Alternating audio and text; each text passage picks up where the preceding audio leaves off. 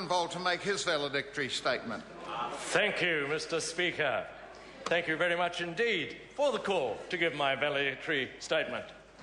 Because it's a privilege that is given to retirees. 15 minutes of uninterrupted discourse where the opportunity is given to say it the way it really is, the way I see it, and I intend to do that now. If we glance overseas, back to Westminster, where our parliamentary system began before it was improved by the New Zealand system, we see that the parliamentary media over there have adopted the sobriquet of pale, male and stale for those that Mr Cameron has decided should no longer hold their cabinet warrants. How cruel is that to sensitive people? Well, if you can't take the heat, don't stand in the kitchen. This is Politics 101, after all. Mind you, all jokes aside, I have always thought the members of the media try to see in others that which they least like about themselves.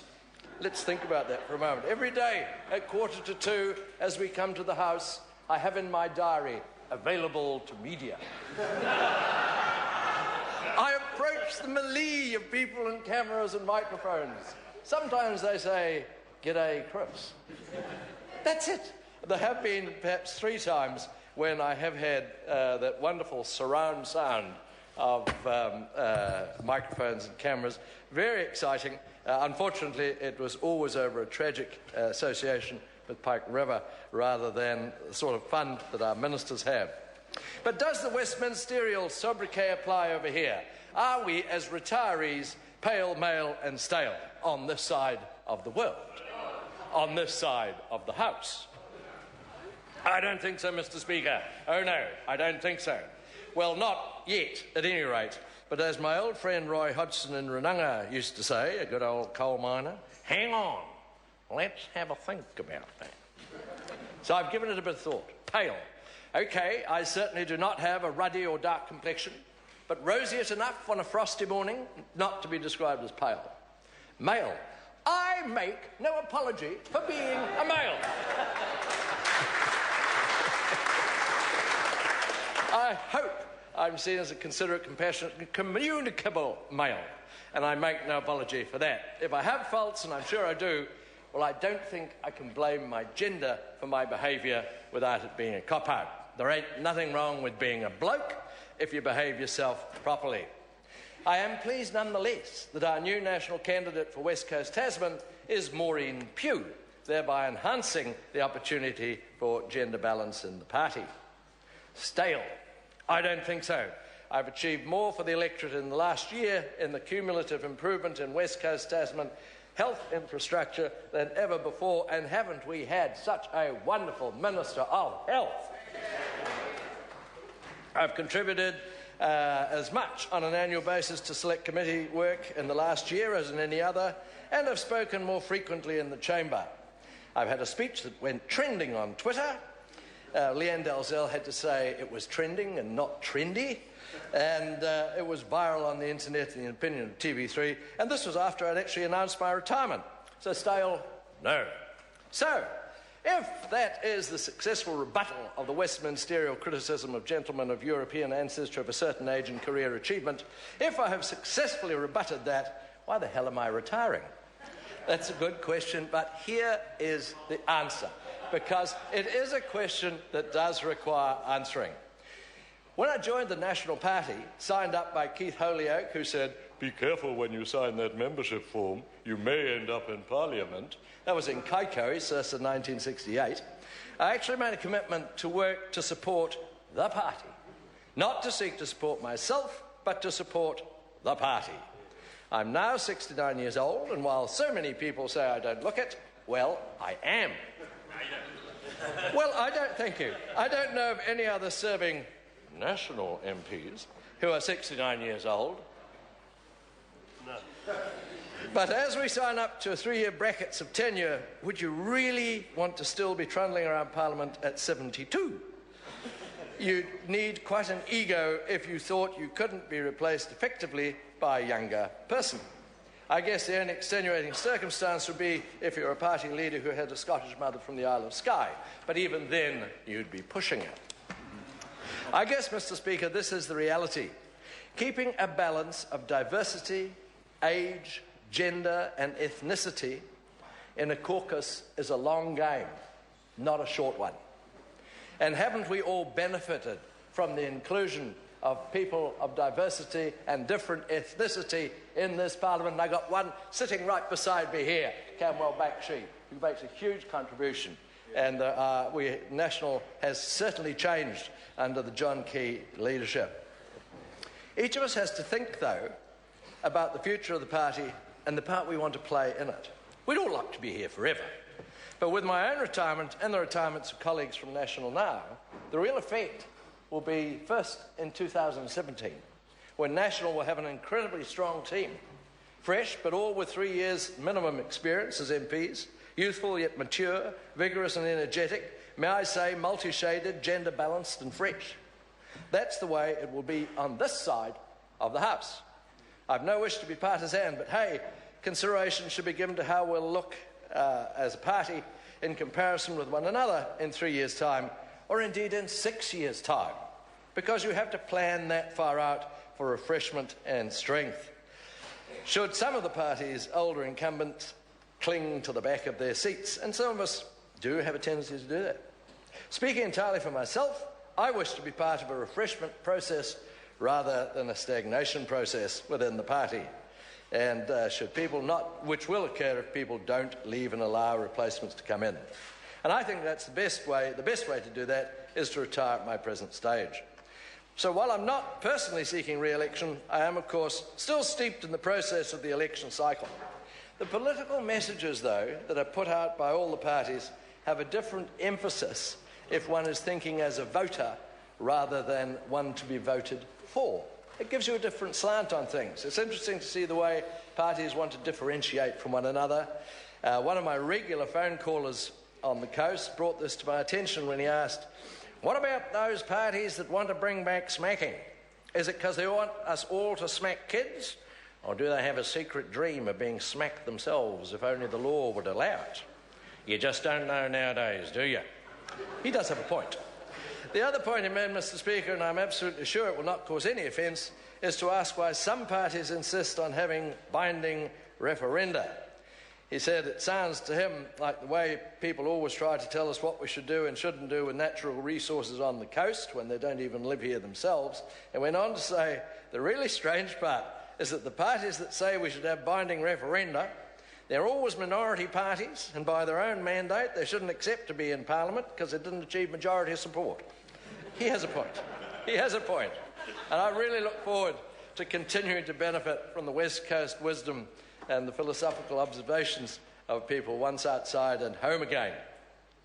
Mr. Speaker, I don't intend to speak any further on the new and emergent parties that hope to hold us in thrall to their whims and wants. In my view, MMP is a reality that I think would be a pity to lose. But as well as providing opportunities for new philosophies, one of its vulnerabilities is that it can attract charlatans from time to time, but the electorate is, I trust, developing a maturity in the way they view and use MMP. So what, Mr. Speaker, have I been able to contribute, and what have I gained from my 9 years in this place? For me, the most significant part of the parliamentary process as a backbencher is the select committee system. This is our second house, our Senate, our House of Lords, as this is where the public have a direct interface with the legislative process. This is where the public are asked what they think of the legislation being put forward. In my experience, the adversarial relationship between parties and individual members is subsumed to less of a partisan system, where members each consider the evidence put before them in submissions from people, often based on a personal or observed experience. I've always been impressed by the sincerity and depth of explanation the public provide. Organisations too, be they corporate bodies, commercial organisations or community groups, come in with carefully prepared and sharply focused submissions to argue a point. Each and every submission is considered, weighed, then reported back to the committee by the appointed officials who are assisting the committee. I like to think my main opportunity to make a contribution here has been through the committee process, and I'm extremely grateful for the appointments that I've had to those committees and have developed a deep appreciation of colleagues from all sides of the House in the way we have the capacity to work together within the committee system. It's always a bit of a surprise when you come out of the committee system. I remember when we did the review of the, I won't bother to deal with the individual acts, but some of the complex ones where we'd worked together very well as parties, we come out and suddenly you hear people speaking as if they wanted nothing to do with it and how dreadful it was. And I can remember saying to a minister once, this wasn't a reflection of the way they spoke in the committee. And they said, Chris, they're not speaking to you in the committee, they're speaking to their membership in the public. And they won't, it's not to their advantage to look as if we all work together too easily. But I like to think but representing people, be they individuals or entire electorates, is a big privilege. And the West Coast Tasman electorate will always be special for me, and it's a delight to see people have actually come up from West Coast and Tasman to be with us today, and I think we'll give them a little clap for that. It's a hell of a long way to come.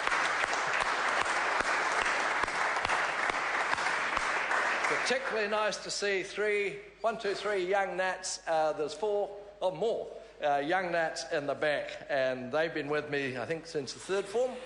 Grammar High, they're at university now, and they're doing very well. The West Coast Tasman electorate will always be special for me. There were aspects of political opportunity that held special appeal for me when I first arrived in 2005, but I chose and was advised to concentrate my attention on serving the electorate, and I've stuck with that prime intention. All politicians, in my experience, wish to achieve the best they can for the people they represent, each party having separate ways of achieving that, and I've always been comfortable with the promoting the policies of National. There have been good times in the electorate and times of awful tragedy. Both the good times and the tragedies are part of the political journey as an MP. And it's been very pleasing to me, Mr. Speaker, to have seen the level of agreement between parties in processing the Pike River Royal Commission recommendations towards workplace health and safety reform.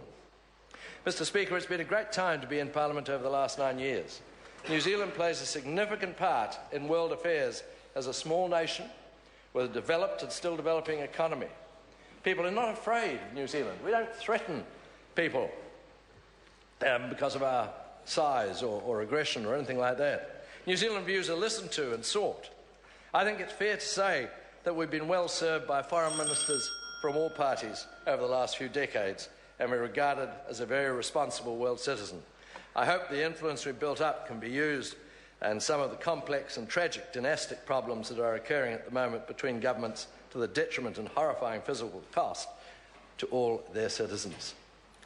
Finally, Mr. Speaker, I looked up valedictory in my Chamber's dictionary. Normally it's final speech of a graduate leaving a place of learning. For me, that's a fit. It's a fit, leaving here. Thanks directly to my national colleagues and to the Prime Minister and his staff for the leadership they have provided.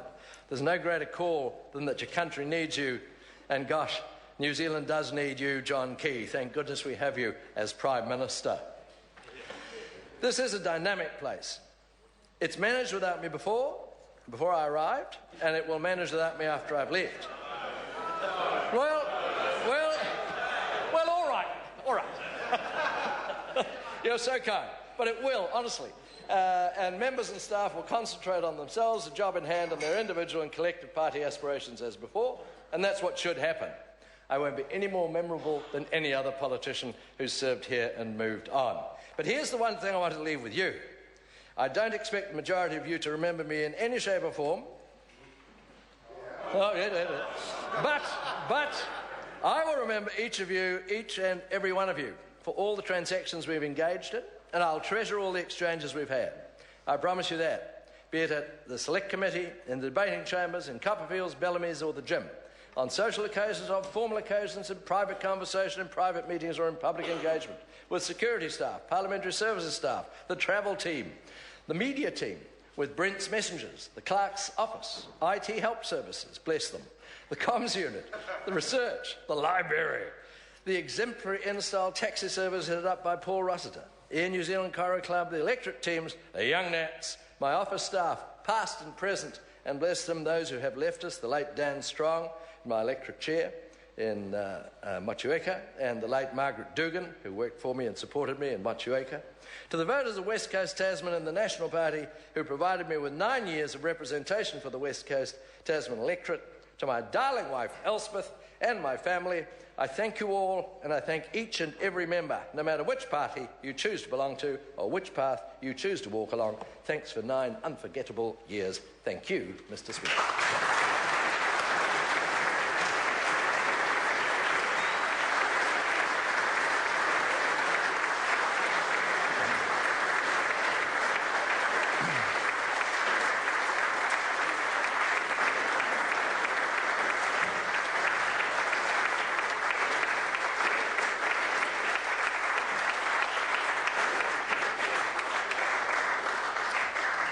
I call Colin King to make his valedictory statement. Thank you, Mr. Speaker.